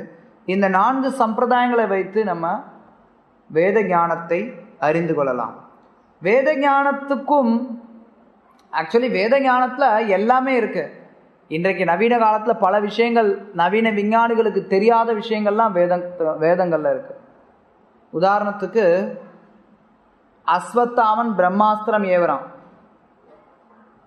உத்தராவினுடைய கருப்பையில உள்ள இருக்கக்கூடிய குழந்தையை மட்டும் கொள்வதற்காக பிரம்மாஸ்திரத்தை உபயோகப்படுத்தி உலகம் மொத்தத்தையும் அழிக்கலாம், கருவுக்குள்ளார் இருக்கக்கூடிய குழந்தையை மட்டும் கூட கொல்லலாம். அவ்வளவு திறன் வாய்ந்த அஸ்திரம். அது மாதிரி இன்னைக்கு அஸ்திரம் இருக்கா? அந்த மாதிரி இப்ப பல வருஷத்துக்கு முன்னாடி பின்லேடனை பிடிக்கணும்னு சொல்லிட்டு ஆப்கானிஸ்தான்ல இருக்கக்கூடிய லட்சக்கணக்கான மக்கள் செத்து போயிட்டாங்க. ஆயிரக்கணக்கான மக்கள் குறைஞ்சது. வெளியில சொன்னது. உண்மையில எவ்வளவு பேர் செத்துவானா யாருக்கும் தெரியாது. வெளியில சொன்னது பல ஆயிரம் மக்கள் இறந்து போனாங்க. பின்லேடன் இறந்தானா இருக்கிறானான்னு தெரியல. ஆனா வேதங்கள்ல இருக்கக்கூடிய அஸ்திரம் எப்படின்னா, யாராவது ஒரு குறிப்பிட்ட நபரை சென்று தாக்கும், எங்க ஓடுனாலும் பின்னாடி துரத்திட்டு போய் தாக்கக்கூடிய சக்தியுடைய. இன்னைக்கு இருக்கக்கூடிய பாமத்துக்கு போட்டானா மொத்தமா எல்லாரும் செத்து போயிடுவான். அங்க இருக்கிறவன் யாரை கொல்லணும்னு நினைச்சானா அவன் ஓடி போயிடலாம். ஆனா வேத காலத்துல இருக்கக்கூடிய ஆயுதங்கள் அவ்வளவு சக்தி வாய்ந்தது. நெருப்பு வேணும்னா நெருப்பு ஆயுதம், நீர் வேணும்னா நீர் ஆயுதம், காற்று வேணும்னா காற்று ஆயுதம். இது மாதிரி பலவிதமான ஆயுதங்கள் இருந்திருக்கு. வேத ஞானம் ரொம்ப உயர்வு பெற்றது, உயர்ந்த விஞ்ஞானம். அந்த விஞ்ஞானம்லாம் இன்னைக்கு கிடையாது. கௌரவர்கள் பிறக்கும் போது அவங்க பிறக்கிறதுக்கு முன்னாடி காந்தாரி வயிற்றுல, ஐயோ குந்தி காந்தாரிக்கு முன்னாடியே குழந்தையை பெற்றுடுவான். அதனால பொறாமையில காந்தாரி தன்னுடைய வயிற்றை பிடிச்சி உலக்கையில் அடிப்பா. உடனே ஒரு பிண்டம் விழும். ஐயோ இது என்ன பிண்டமா விழுந்துருச்சேன்னு சொல்லிட்டு அப்புறம் வியாசர் அங்க ஒரு சில விதிமுறைகள்லாம் பண்ணி அவங்க ஒரு பானையில 100 பானையில் அந்த பிண்டத்தை அறுத்து போடுவாங்க. அது மூலமாக 100 குழந்தை பிறக்கும். அதெல்லாம் இன்னைக்கு யாருக்காவது தெரியுமா? அந்த விஞ்ஞானம்லாம் தெரியுமா? தெரியாது. Test tube baby. ஆனால் டெஸ்ட் டியூப் பேபி வந்து ஒரு லிமிட் தான். அதை விட இது பல மடங்கு உயர்ந்த விஞ்ஞானம். இன்னொன்று தெரியும், இன்னொன்று இருக்கு. ஒரு சிலர் பாதரசம் தெரியுமா? மெர்க்குரின்னு இங்கிலீஷில் சொல்லுவாங்க. பாதரசம். பாதரசம் இன்றைக்கு விஞ்ஞானிகள் என்ன சொல்கிறாங்க? விஷம்னு சொல்கிறாங்க. பாதரசத்தை ஒரு துளி ஒருத்தன் சாப்பிட்டாலும் செத்து போயிடுவான். ஆனால் வேத காலத்தில் ஒருத்தவங்க பாதரசத்தை குடித்து அதை இரும்பு மேலே அல்லது ஒரு சில காப்பர் தாமிரத்தின் மேலே அவங்க சிறுநீர் கழிப்பாங்க. பாதரசத்தை சிறுநீர் மூலமாக கழிப்பாங்க. அது மூலமாக அந்த பாதரசம் தங்கமாயிடும். இந்த விஞ்ஞானம் யாருக்கு தெரியும்? இன்னைக்கு விஞ்ஞானிகளால் முடியுமா? கிடையாது. ஆனால் சில விஷயங்கள் இன்னைக்கு விஞ்ஞானிகள் என்ன கண்டுபிடிக்கிறாங்களோ அதெல்லாம் பல விஷயங்கள் ஏற்கனவே அங்கே சொல்லியிருக்கு வேதங்கள்ல. ஜெகதீஷ் சந்திர போஸுக்கு நோபல் பரிசு கொடுத்தாங்க, தெரியுமா? யார் அவர்? என்ன கண்டுபிடிச்சார் அவர்? யாருக்கு தெரியும்? தெரியாதா யாருக்கும்? எல்லாம் மறந்து போயிட்டாங்க. ஜெகதீஷ் சந்திர போஸ் எதுக்கு நோபல் பரிசு கொடுத்தாங்க அவருக்கு? தாவரங்களுக்கு உயிர் உண்டுன்னு அவர் கண்டுபிடிச்சார். ஏன் பல லட்சக்கணக்கான வருஷத்துக்கு முன்னாடி வேதங்கள்ல சொல்லியிருக்கு தாவரங்களுக்கு உயிர் இருக்குன்னு. முட்டா பசங்க விஞ்ஞானிகள் நீங்க நம்பாம இருந்துட்டு இப்ப எவனோ ஒருத்தன் கண்டுபிடிச்சு சொல்றாங்கிறதுக்காக அவனுக்கு நோபல் பரிசு வேற ஒரு தேவையா? அதை வேற பாட புத்தகத்துல படிப்பாங்க, நோபல் பரிசு பெற்றார் இதுக்காக. எப்பயோ கோடானி வருஷங்களா சாஸ்திரங்களை சொல்லியிருக்கு தாவரங்களுக்கு உயிர் இருக்குன்னு. ஆனா அதை ஏற்றுக்கொள்றதுக்கு மக்களுக்கு தயக்கம். நிறைய விஷயங்கள் சாஸ்திரங்கள்ல நமக்கு சொல்லியிருக்கு. இன்றைய விஞ்ஞானிகளுக்கு தெரியாத பல விஷயங்களும் சாஸ்திரங்கள்ல இருக்கு. நிறைய விஷயங்கள் சாஸ்திரங்கள் நமக்கு ஏற்கனவே முன்னறிவிச்சிருக்கு. இப்ப புத்தர் தோன்றினது, சாணக்கியர் தோன்றினது, சைத்தன்ய மகாபிரபு தோன்றினது, இந்த உலகத்துல நடக்கக்கூடிய பிரச்சனைகள் இதெல்லாம் சாஸ்திரங்கள்ல சொல்லியிருக்கு. வேத காலத்துல முந்தைய காலத்துல உணவுலாம் எங்கேயும் விற்க மாட்டாங்க. அதெல்லாம் கேள்விப்பட்டதே கிடையாது. ஆனால் சாஸ்திரம் உணவை விற்பாங்க. இது மாதிரி பல விதமான முன்னறிவிப்புகள்லாம் சொல்லியிருக்கு. அதெல்லாம் இன்றைக்கு உலகத்துல நடந்துட்டு இருக்கிறத பார்க்கும். நீங்க வேதங்கள் பல லட்சக்கணக்கான வருடங்களுக்கு முன்னாடி இருந்தது நித்தியமானது அப்படிங்கிறத ஒருத்தர் ஏற்றுக்கொள்ளலன்னா கூட 5000 வருஷத்துக்கு முன்னாடி அதை எழுதியிருக்காங்க. அப்படி எழுதின புஸ்தகத்துல இன்றைய நிலவரங்கள் பல விஷயங்கள் சொல்லப்பட்டிருக்கு. அதை வைத்து ஒருத்தர் வேதங்கள் மேல நம்பிக்கை வைக்கலாம். இப்படி பல நிலைகள்ல ஒருத்தர் வேதங்களை பற்றி புரிந்து கொள்ளலாம். இப்படி வேதங்களை பற்றி முறையாக தெரிந்து கொண்டு நம்ம அதை அணுகணும் அப்படின்னா உண்மையை தெரிந்து கொள்ள முடியும். வேதங்களை அணுகாம ஆன்மீகத்தை நம்ம புரிந்து கொள்ளலாம் அப்படின்னு நினைச்சோம்னா அது சாத்தியம் இல்லை. அது என்றைக்கும் ஒருத்தருக்கு இயலக்கூடிய ஒரு காரியம் கிடையாது. அப்படி யாராவது முயற்சி பண்ணோம் அப்படின்னா நம்ம ஏமாற்றப்படுவோம். ஆன்மீக விஷயத்தை தெரிந்து கொள்ளணும் அப்படின்னா வேதங்களை அணுகுவது அவசியம். வேதங்களை அணுகாம அதிகாரப்பூர்வமான நபர்கள்ட்டிருந்து வேதங்களை தெரிந்து கொள்ளாமல் நம்ம இருந்தோம்னா நம்ம ஏமாற்றப்படுவது நிச்சயம். இன்னைக்கு பார்க்கலாம், நிறைய பேர் தன்னையே கடவுள்னு சொல்லிட்டு இருப்பாங்க, அப்புறம் செத்து போயிடுவாங்க. ஐயோ கடவுள் செத்து போயிட்டார், ஐயோ கடவுள் செத்து போயிட்டாருன்னு கோடான கோடி மக்கள் அழுவாங்க. கடவுள் எங்கேயா செத்து போவாரா? மூளை இருக்கா உனக்கு? அப்படி செத்து போனார்னா அவர் கடவுளா? உனக்கு அறிவு இருக்கா? ஆனா மக்களுக்கு அறிவு கிடையாது, முட்டாள். ஏன் யாரும் உண்மையா வேதங்களை அணுகிறது கிடையாது? வேதங்களை அப்படி மக்கள் உண்மையா அணுகிறதுக்கு ஆள் இல்லாதனால பல அயோக்கியர்கள் தங்களையே கடவுள்னு சொல்லி மக்களை ஏமாத்துறதுக்கு தயாரா இருப்பான். அவன் ஏதேதோ உளருவாங்க, நிறைய பேர் பிதற்றுவாங்க. இப்போ ஒருத்தர் போயிடலாம், நாளைக்கு இன்னொருத்தர் வருவார். ஏமாறதுக்கு மக்கள் இருக்கிற வரைக்கும் ஏமாத்துறதுக்கு மனிதர்கள் தங்களே கடவுளா சொல்லி வந்துட்டு தான் இருப்பாங்க. நம்ம விழிப்புணர்ச்சியோடு இருக்கணும். அப்ப வேத ஞானத்தின் மூலமா பாதுகாக்கப்படலாம். ஹரே கிருஷ்ணன். ஏதாவது கேள்விகள் இருந்தா கேளுங்க, பேசின விஷயங்கள். ஆ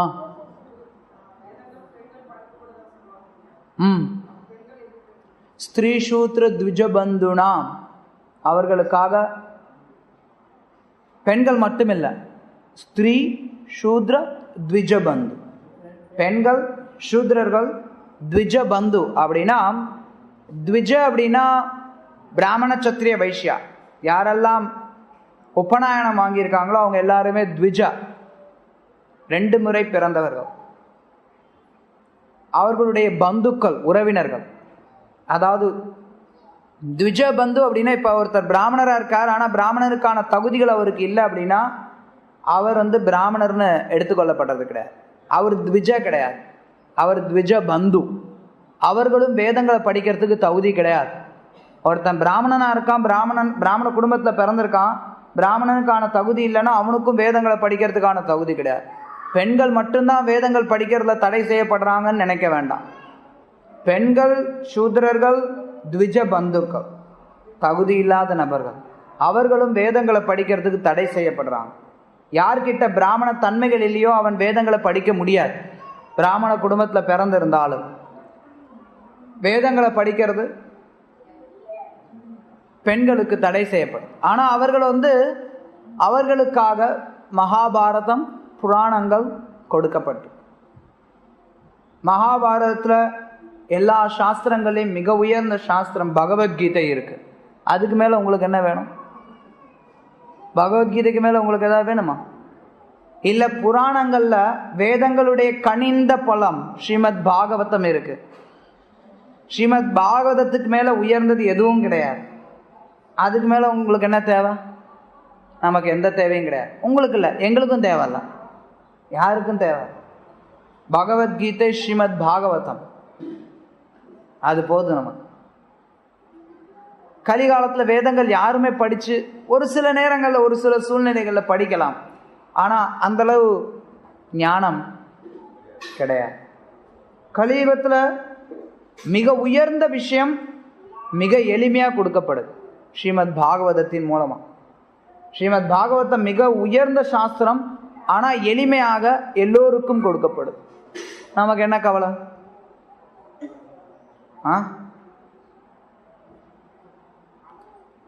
ஸ்ரீமத் பாகவதம் போதும் நம்ம பக்தி செய்யறதுக்கு. பக்தி தான் இருக்கிறதுலே உயர்ந்தது. கீதையில கிருஷ்ணன் சொல்ற, பக்தி செய்யறதின் மூலமா ஸ்திரியோ வைஷ்யஸ் ததா சூத்ரஸ்தேப்யாந்தி பரமகதி, பெண்கள் வைஷ்யர்கள் சூத்ரர்கள் எல்லோருமே பரமகத்தியை அடைய முடியும் பக்தி செய்தீர்கள்னா. ஏன் நம்ம வேதங்களை படிக்கிறதுல ஆர்வம் காட்டணும்? வேதங்களுடைய சாரம் நிகம கல்பத்தரோர் கலிதம் பலம் சுகமுகாத் அமிர்த திரவியம் பிபத்த பாகவதம் ரசமாலயம் முகூரகோ ரசிக புவி பாவுகா. வேதங்கள் கல்பத்தருவை போன்றது, நிகம கல்பத்தரு. கலிதம் பலம், அதனுடைய கனிந்த பலம், அதுதான் ஸ்ரீமத் பாகவதம். சுகமுகாத் அமிர்த திரவியம், ஒரு பழமானது ஒரு கிளியினால தீண்டப்பட்டது அப்படின்னா அது ரொம்ப சுவையுடையதாகும். சுகதே கோஸ்வாமியினால தீண்டப்பட்டதுனால அதே ஸ்ரீமத் பாகவதம் மிகவும் சுவையுடையதா இருக்கு. இது அமிர்தம், சுகமுகாத் அமிர்த திரவியம். பிப்பத்த பாகவதம் ரசமாலயம், இது முழுக்க ரசங்கள் அடங்கி, பகவானுக்கும் ஜீவன்களுக்கும் இடையான உறவு பரிமாற்றங்கள் அடங்கி. இதை ரசிகா, யார் பக்தியில உயர்நிலையில இருக்காங்களோ அவர்கள் இதை அனுபவிக்க முடியும். ஸோ இது எல்லாரும் அனுபவிக்கலாம், எல்லோருக்கும் அந்த வாய்ப்பு இருக்கு. அதனால ஒன்றும் பிரச்சனை இல்லை, ஒன்றும் நஷ்டம் இல்லை. வேதங்கள், வேத பாராயணம் அது தடை செய்யப்படும்.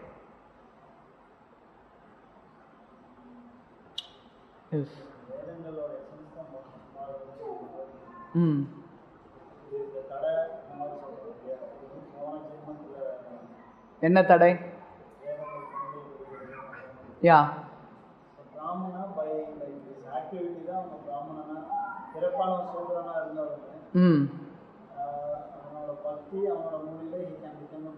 ஆமா.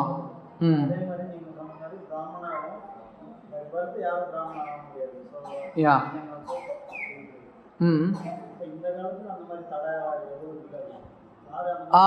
இவர் என்ன கேட்கிறாருன்னா, வேதங்கள் படிக்கிறதுக்கு தடைகள் இருக்குன்னு சொல்றீங்க, ஆனா இந்த காலத்துல வர்ணாசிரமமே இல்லையே, எங்க தடை? நல்ல கேள்வி. உண்மையில சொன்னோம்னா கலியுகத்துல யாருக்குமே வேதம் படிக்கிறதுக்கு தகுதி கிடையாது.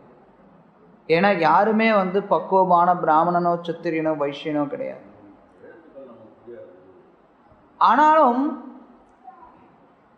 சில விஷயங்கள் ஒவ்வொருத்தருக்கும் ஒவ்வொரு பணிகள் கொடுக்கப்பட்டிருக்கு. யார் ஒருத்தர் பிராமணரா செயல்படணும்னு நினைக்கிறாங்களோ அவங்க வேதங்களை படிக்கிறதுக்கு அனுமதிக்கப்படுறாங்க. உபனிஷத்துல ஒரு கதை இருக்கு.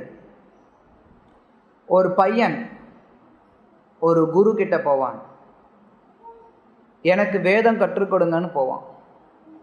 வேதம் கற்றுக்கொள்றதுக்கு முன்னாடி நீங்க உங்களுடைய பரம்பரை என்னன்னு சொல்லணும். எந்த பரம்பரையில வரீங்க, என்ன பிரிவை சார்ந்தவர்கள் அப்படிங்க. அதனால குரு அவர்கிட்ட கேட்பார், நீ என்ன பிரிவை சார்ந்தவன் அப்படி. அந்த பையன் சொல்லுவான், தெரில எனக்கு. சரி உங்க அப்பா யாரு? எனக்கு தெரில. சரி நான் எங்க அம்மாட்ட போய் கேட்டு வரேன். அம்மாட்ட போய் கேட்பான், அம்மா என்னோட அப்பா யாருன்னு. அவங்க அம்மா சொல்லுவாங்க, எனக்கும் தெரியல. ஏன்னா அவங்க அம்மா ஒரு விபச்சாரி, அவளுக்கு தெரியல உன்னோட அப்பா யாருன்னு எனக்கு தெரியாதுன்னு. அந்த பையன் போய் குரு கிட்ட போறான், எனக்கு எங்க அப்பா யாருன்னு எங்க அம்மாவுக்கு தெரியாது. அந்த குரு சொன்னார், சரி வா நான் உனக்கு பாடம் கற்று தரேன். ஒரு விபச்சாரியினுடைய பையன் வேதம் படிக்கிறதுங்கிறது வாய்ப்பே கிடையாது, அனுமதிக்கப்படுறதே கிடையாது.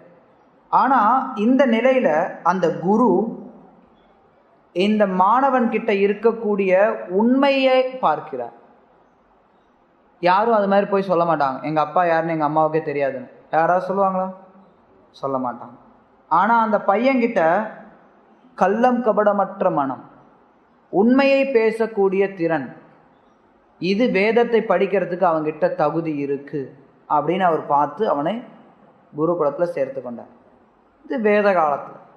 நவீன காலத்துல நம்ம என்ன பண்றோம்னா, ஒருத்தருக்கு எல்லோருமே சூத்திரர்கள், இன்னும் சொல்ல போனா அதை விட கீழ்நிலையில இருக்காங்க.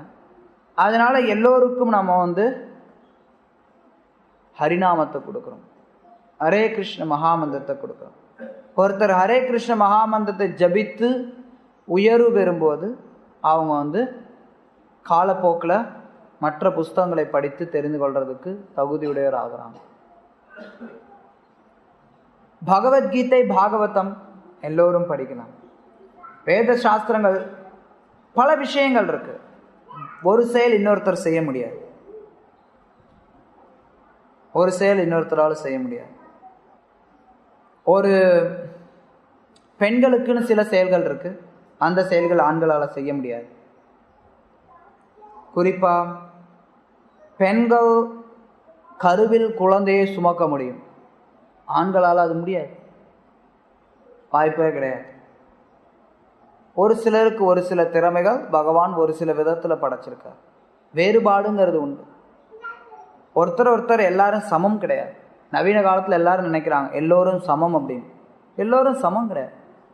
எல்லோரும் சமம் அப்படின்னா ஏன் பிரதமர் வரும்போது அவர் பின்னாடி 50 கார் போகுது, சாதாரண மனுஷன் போகும்போது அவனுக்கு எந்த பாதுகாப்பும் இல்லை? எல்லோரும் எப்படி சமமா இருக்க முடியும்? எல்லோரும் சமம் கிடையாது. நவீன காலத்துலையும் சரி எந்த காலத்துலையும் சரி எல்லோரும் சமம் அப்படிங்கிறது கிடையாது.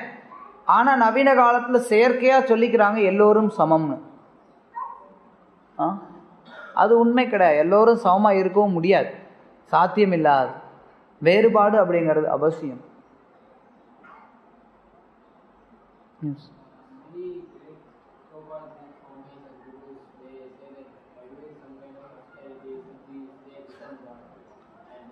ஒரு சில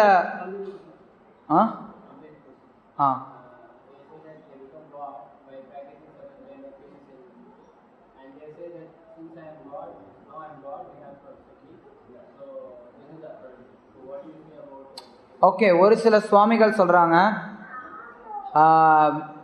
நான் ஒரு சில தியானம் தவம் இதெல்லாம் பண்ணி நான் கடவுளாயிட்டேங்கிறனால நான் சொல்றதை நீங்க கேட்கணும். அப்படி கடவுள் அவ்வளோ சீப்பு கிடையாது. புரிஞ்சுக்கிறதுக்கு முயற்சி பண்ணு. யாரும் வெறும்ன தியானம் பண்றதுனாலயோ தவம் பண்றதுனாலயோ கடவுளாக முடியாது. கடவுள் என்றும் உற்பத்தி செய்யப்படக்கூடியவர் கிடையாது. கடவுள் என்றும் கடவுளே. அவர் எப்போதும் கடவுள். கடவுள் அப்படிங்கிறவர் கொஞ்சம் வருஷம் சாதாரண மனிதனா இருந்துட்டு அதுக்கப்புறம் திடீர்னு ஏதோ ஞானோதயம் வந்து கடவுள் ஆகிறது கிடையாது. அத்தகைய நபர்கள் கடவுள் கிடையாது. கடவுள் என்றுமே கடவுள். கிருஷ்ணர் அதை நிரூபித்தார். பிறக்கும் போதே அவர் தான் கடவுள் அப்படிங்கிறத நிரூபித்தார். பிறந்தவுடனே அவர் தன்னுடைய சக்தியை உபயோகப்படுத்தி இருந்த காவலர்கள் எல்லாம் தூங்க வைத்தார். தன்னுடைய தந்தையினுடைய கட்டுகள் எல்லாம் அவிழ்த்தார். எந்த ஒரு தனிப்பட்ட சக்தியும் இல்லை. அவருடைய சக்தி, அவருடைய விருப்பத்தின் பேர்ல எல்லாமே நடந்தது. அது கடவுள். 3 மாத குழந்தையா இருந்தபோது அவர் பூத்தனாவை கொன்றார். காளியன் 1000 தலையுடைய பாம்பின் மேல வெகு அற்புதமாக நடனம் ஆடினார். இதை பத்தி நிறைய பேசலாம். சுருக்கமா சொல்றேன். தமிழ்ல ஒரு பழமொழி சொல்லுவாங்க, ஆட தெரியாதவனுக்கு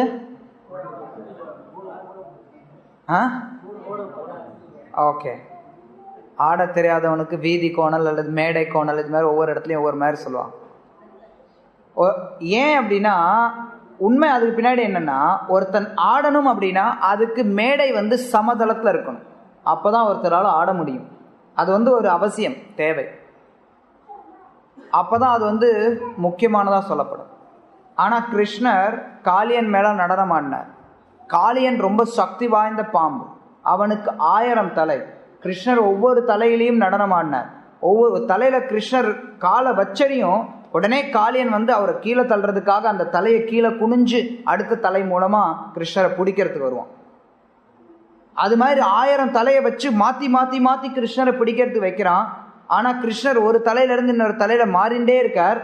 ஆனா அவர் மாறுறார் அப்படிங்கிறது யாருக்குமே தெரியாத அளவுல அவர் வெறும்ன நடனம் மட்டும் ஆடின்னு இருக்கார். யாரால முடியும்? ஒரு பாம்பு முன்னாடி வர சொல்லுங்க, பயந்து ஓடி போயிடுவான். இன்னைக்கு கடவுள்னு சொல்றவன், இன்னைக்கு யாரா கடவுள்னு சொன்னானா நான் ஒன்றும் சொல்ல மாட்டேன். ஒரு 100 பாம்பை கூட்டிட்டு வந்து விடுப்பான். ஒரு பாம்புல ஓடுவான். 100 பாம்பு எங்க இருந்து கூட்டிட்டு வந்து ஓடுற? கிருஷ்ணர் 7 வயசு, இது ரொம்ப பெரிய வயசுல இல்ல, 6-7 வயசுல கிருஷ்ணர் பண்ணார். வெளி வயசுக்கு. கிருஷ்ணர் எப்பவுமே ஒரே கிருஷ்ணர் தான்.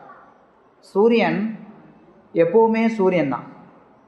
காலையில பார்க்கும்போது அது ரொம்ப கிரகணங்கள் கம்மியா இருக்க மாதிரி தெரியும், அப்புறம் கிரகணங்கள் அதிகமாகிற மாதிரி தெரியும். சூரியன் தோன்றி மறைகிற மாதிரி நமக்கு தெரியும். சூரியன் என்றுமே சூரியன் தான். கடவுள் அப்படிப்பட்டவர். கடவுள் என்றுமே கடவுள் தான். 7 வயசு பையனா அவர் இருந்தபோது கோவர்தன மலையை தூக்குனார். இடது கை சுண்டு விரல்ல 1 வாரம் தூக்குனார். இந்த கடவுளை தூக்க சொல்லுங்க பார்க்கலாம். ஒரு செங்கல்ல 4 மணி நேரம், 7 மணி நேரம் தூக்க சொல்லுங்க. இல்ல 7 நிமிஷம் ஒரு கையில சுண்டு விரல்ல தூக்க சொல்லுங்கப்பா. முடியாது. இதெல்லாம் 1000 பேர் 1000 விஷயம் சொல்லலாம். நான் கூட சொல்லலாம் நாளைக்கு நான் தான் கடவுள்னு. எனக்கு கொஞ்சம் கருப்பு பணம் வந்துச்சுன்னா, எனக்கு யாராவது அரசியல்வாதிகளுடைய பழக்கம் வந்ததுன்னா, எனக்கு என் கையில ஒரு 40,000 கோடி இருந்ததுன்னா, நானும்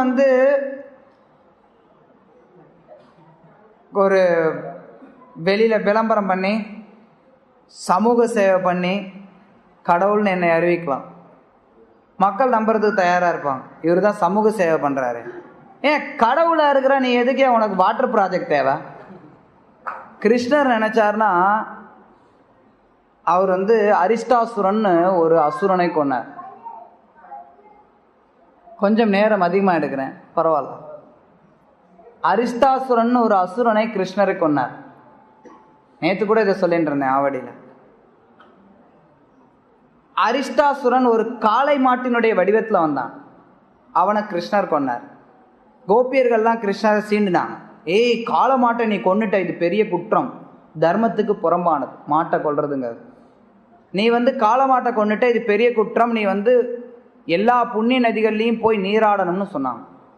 கிருஷ்ணர் சொன்னார், நான் போய் நீராடணும்னா நான் கூப்பிட்டா எல்லா நதிகளும் வருவாங்கன்னு சொல்லிட்டு கிருஷ்ணர் தன்னோட குச்சியை வச்சு ஒரு இடத்துல குழி தோண்டினார். எல்லா நதிகளையும் கூப்பிட்டார். உடனே ஒவ்வொருத்தராக பிரணாம் பண்ணி அந்த இடத்துல நுழைஞ்சாங்க. கிருஷ்ணர் கூப்பிட்டா எங்கே இருக்கிற தண்ணி வேணாலும் வரும். அதே மாதிரி நந்த மகாராஜரும் யசோதாமாவும் ஒரு தடவை எல்லாரும் கங்கைக்கு போகணும்னு முடிவு பண்ணாங்க. கிருஷ்ணர் நினச்சார், இவங்க பிருந்தாவனத்தை விட்டு போகிறது எனக்கு பிடிக்கலன்னு நினச்சார். அதனால அங்கே இருக்கக்கூடிய ஒரு இடத்தையே இதுதான் கங்கைன்னு சொன்னார். அங்கே ஒரு ஏரி இருக்குது பிருந்தாவனத்தில், கோவர்தன பகுதியில். போயிருக்கவங்களுக்கு தெரியும், மானச கங்கான்னு இன்னைக்கு சொல்கிறாங்க. கிருஷ்ணர் சொன்னார், இது இங்கே இதுதான் கங்கானார். எப்படி நம்புறது நாங்கள்? கிருஷ்ணர் கங்காதேவி வாங்க, அங்கே கங்கா வந்தாங்க. அந்த நீரே கங்கையாச்சு. கிருஷ்ணர் நினச்ச நேரத்தில் எங்கே வேணாலும் கொண்டு வர முடியும். சரி, கிருஷ்ணரை உடுப்பா. கிருஷ்ண பக்தன் அர்ஜுனன், அவன் நினச்சான் பீஷ்மருக்காக இந்த இடத்துல கங்கையை கொண்டு வரணும்னு. பீஷ்மர் கேட்டார், எனக்கு தாகமாக இருக்குது, தண்ணீர் வேண்டும்னு கேட்டார். அம்பு படுக்கையில் படுத்திருந்தப்ப அர்ஜுனன் தன்னுடைய அம்பை எய்தி கங்கையை அந்த இடத்துல கொண்டு வந்தான். இது கிருஷ்ண பக்தன் அர்ஜுனன், அவனுக்கே சாத்தியமாகுது. ஆனால் கடவுள் பாருங்க, கடவுள் அவர் ஒரு ஊர்லேருந்து இன்னொரு ஊருக்கு தண்ணியை பைப் போட்டு கொண்டு வரணும். இவர் கடவுளா? யோசிச்சு பாருங்க. இதெல்லாம் மக்களுடைய அறியாமை. எஸ், இந்த கடவுள்லாம் போவாங்க. இது மாதிரி நிறைய கடவுள் போவாங்க. நேற்று பிறப்பாங்க, இன்னைக்கு சாவாங்க, நாளைக்கு மறுபடியும் இன்னொருத்த எவனாவது ஒருத்தர் வருவாங்க. மக்கள் ஏமாறுறதுக்கு தயாராக இருக்கிற வரைக்கும் ஏமாத்துறதுக்கு ஆளுங்க வருவாங்க. அதனால தான் வேதங்கள் அத்தாரிட்டி, வேதங்கள் தான் சாட்சி. ஒருத்தர் அவதாரம் அப்படின்னா அது வேதங்களில் சொல்லப்பட்டவராக இருக்க வேண்டும். வேதங்களில் இல்லாத நபர்களை ஏற்றுக்கொள்ளக்கூடாது. ஓகே, ஹரே கிருஷ்ணா. ஸ்ரீல பிரபுபாத் கி ஜெய்.